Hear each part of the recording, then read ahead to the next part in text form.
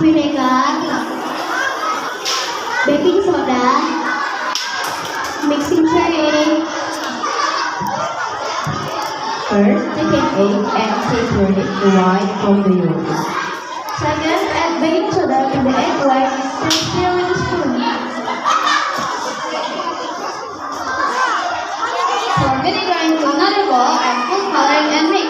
Then pour the vinegar solution into the bowl with the egg white.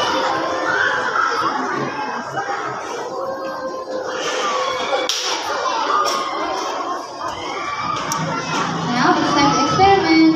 1, 2, 3. Watch and observe.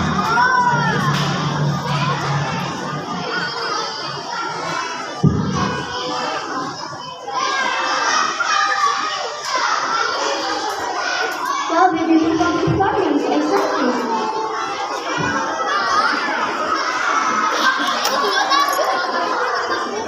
Wow, that was amazing. Today we learned so much.